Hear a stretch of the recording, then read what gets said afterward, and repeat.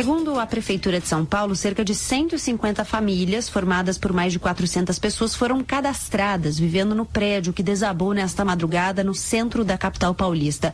As condições precárias, a falta de manutenção do edifício, as ligações clandestinas e o acúmulo de lixo e de entulhos contribuíram para essa tragédia. Os detalhes com o André Coutinho. A gente conversa agora aqui na programação da Band News FM com o especialista em gerenciamento de risco, Gustavo Cunha Melo. Gustavo, primeiro, obrigado por atender a Band News, tudo bem? Eu que agradeço. Gustavo, diante de tudo que você acompanhou até agora, das imagens, das primeiras informações das autoridades, Defesa Civil e do Corpo de Bombeiros, o que dá para dizer, claro, à distância, com relação a esse incêndio seguido pelo desabamento do prédio no centro de São Paulo? Bom, o incêndio foi numa edificação que foi construída, terminou a obra dela em 1968. Portanto, anterior ao Código de Obras de São Paulo, que é de 1975, que foi na época daquele incêndio do Andraus, que mudou toda a regra para construção na cidade de São Paulo. Depois a mesma coisa aconteceu aqui no Rio de Janeiro. Essa obra, portanto, ela não deveria ter o que era padrão na época, né? Escada com porta corta-fogo, escadas enclausuradas, né? Não deveria ter sprinklers, hidrantes e por aí vai. Uma série de sistemas protecionais que são retardantes do incêndio e facilitam o combate, né? E demora as chamas a se propagarem. Esse é um problema, porque quando você tem um incêndio com uma escada que faz uma conexão entre todos os andares, você tem a multiplicação do incêndio em uma velocidade muito maior. Quando você também não tem sprinklers, hidrantes, etc., você tem dificuldade do Corpo de Bombeiros de combater o incêndio com água e sistemas que ajudem a restringir o foco do incêndio no andar dele. Parece que começou no 5º andar. Dá para perceber a dificuldade que os bombeiros tiveram para diminuir e combater o incêndio, o que justifica o desabamento do edifício. Agora, Gustavo, você toca em um ponto interessante, né? Esse Código de Obras, essa mudança dessa regra do Código de Obras aconteceu em meados da década de 70. Todas as edificações que foram construídas antes dessa mudança de Código de Obras correm riscos sérios quando se atingidas por incêndio? Correm, e existem algumas outras normas do Corpo de Bombeiros. O melhor Corpo de Bombeiros do Brasil é o de São Paulo. E ele publica uma série de normas para ajudar no combate ao incêndio, para proteger a vida humana. Em edificações comerciais, de uso comercial, essas adaptações precisam ser feitas. Agora, ali era um prédio do governo federal que estava, em princípio, abandonado, né? Foi invadido por uma série de famílias, tinha uma questão ali judicial, né? De retomada de posse para poder depois, eventualmente, negociar com a Prefeitura de São Paulo, que parecia que tinha interesse de assumir a edificação, por talvez uma lentidão da justiça ou algum problema legal que tenha impedido a retomada do prédio. O prédio, a princípio, estava abandonado, quer dizer, provavelmente não tinha água, não tinha bombas ainda que tivesse o sistema protecional instalado, que fosse instalado, ele não teria manutenção, ele não teria eletricidade para as bombas de incêndio funcionarem e colocarem pressão nos hidrantes e uma série de outras questões. Tem razão, os edifícios, sobretudo os residenciais, que são construídos anterior a 1975, 76, esses sim têm maior dificuldade de combate a incêndio. Os comerciais, em função de normas do Corpo de Bombeiros do Estado de São Paulo, eles têm que se adaptar.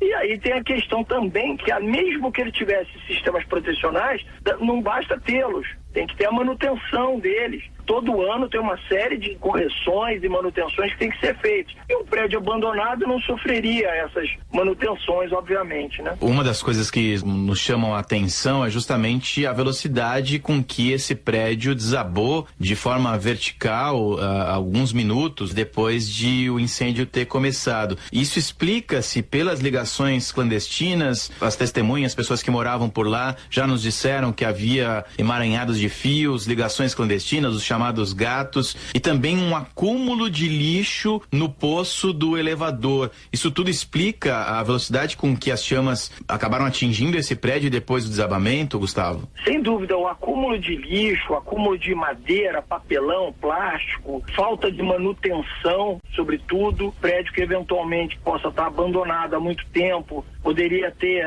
sob suas lajes, né, ferragens aparentes, e aí você colocar uma ferragem aparente no calor de mais de 1000 graus de uma chama de incêndio por horas, você está, obviamente, enfraquecendo a estrutura, os pilares, as colunas de sustentação desse prédio, o que vai fazer com que ele desabe. Agora, o acúmulo de material combustível, e aí eu estou falando de lixo, de madeira, de plástico, abandonado, sem nenhum cuidado, ele contribui sim para o início das chamas, a fiação elétrica aparente, eventuais puxadinhos, sem, obviamente, um cuidado, que um prédio abandonado não tem esse cuidado, está com o seu quadro de disjuntores adequados, as normas técnicas, e por aí vai, para cortar a luz no eventual curto-circuito. Isso não, obviamente, no prédio abandonado não existe. Curto-circuitos deviam ser comuns, né? E o curto-circuito pode sim ter gerado uma chama, como um botijão de gás, como uma série de outros fatores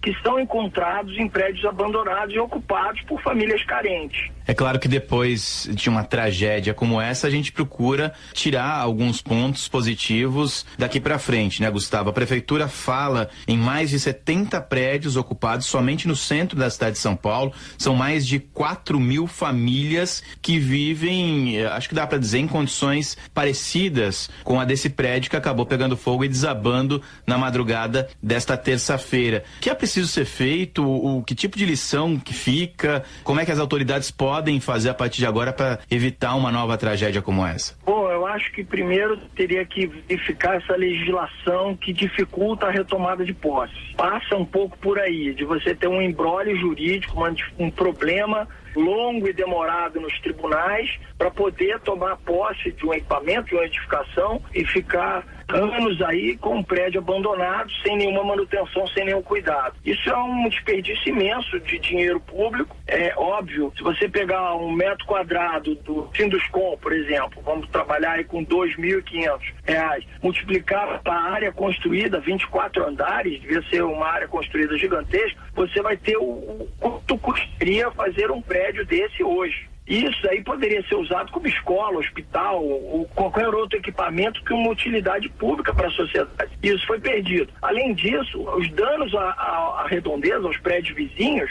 terão que ser indenizados. Certamente terá um imbróglio, processos infinitos, demorados da justiça dos vizinhos contra o poder público que era responsável por aquela edificação que desabou. Então você calcula aí o tamanho do prejuízo que o governo federal, o prédio era federal, teve, que poderia estar sendo usado esses recursos com escolas, hospitais e por aí vai. Gustavo, só para a gente finalizar, as pessoas estão nos escutando e pessoas que vivem em residências, que trabalham em muitos prédios um pouco mais antigos. Essas pessoas devem se preocupar? Existe também algum tipo de lição que fica para administradores, para órgãos públicos daqui para frente com relação a isso? E eu estou dizendo agora, não em prédios que estavam ocupados de forma irregular, que vivem até em condições, as famílias subhumanas, mas em condições normais, Gustavo. Os prédios mais antigos, eu acho que fica a lição para os síndicos, né, administradores desses edifícios, que eles consultem uma consultoria. Tem uma série de consultorias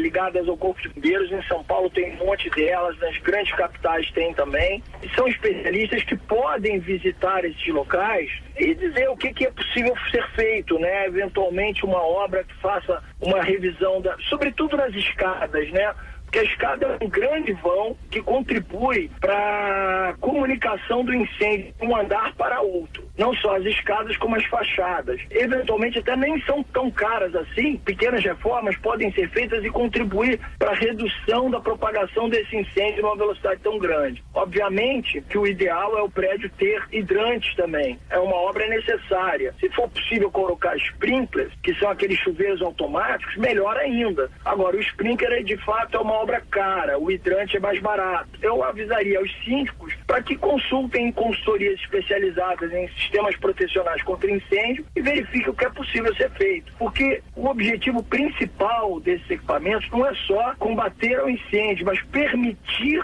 a saída das pessoas em segurança do edifício que está em chamas. Aliás, esse prédio que desabou em São Paulo foi muita sorte a gente não ter tido uma tragédia muito maior com um número grande de vítimas. Exatamente. Exatamente. Gustavo Cunha Melo, especialista em gerenciamento de risco, conversando com a gente aqui na Band News FM. Gustavo, muito obrigado e até uma próxima. Eu que agradeço, um abraço para vocês da Band News.